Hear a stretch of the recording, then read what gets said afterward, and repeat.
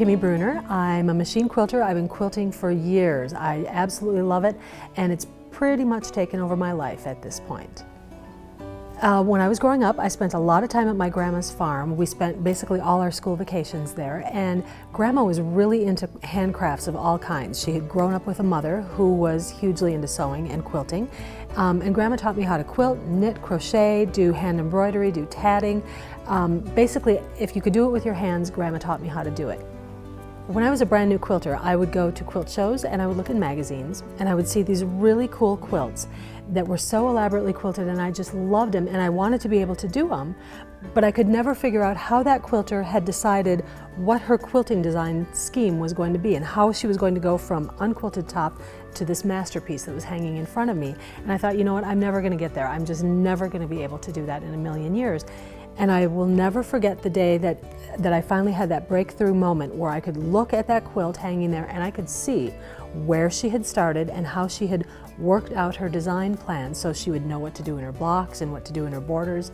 And once I figured that out, once I knew how to break a quilt down into little bitty steps and come up with designs that would work for every step and create a quilt that looked tied together and finished when it was done, it was like, you know, the light bulb went on and there was no stopping me after that. And I love being able to share that with my students, to just say, you know what, here's how you do it, let's go.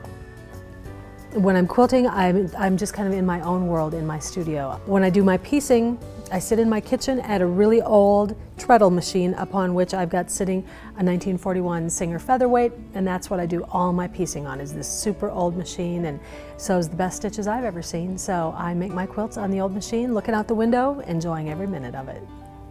I have this group of quilting friends that I hang out with twice a year. We go on these retreats, and it reminds me a lot of the quilting bees in olden days when women would get together, and you know, there's no guys there. We can really be ourselves. We can talk to each other about the things that matter to women. We can talk about our kids, our joys, our triumphs, the things that we're afraid of, the things that we're grieving over. We can really be ourselves and bond with other women in a way that we just can't do without quilting. I mean, if we weren't quilters, we wouldn't have this opportunity to do this. So I totally love quilting just for the joy that it brings me and the connection that it brings me with my friends.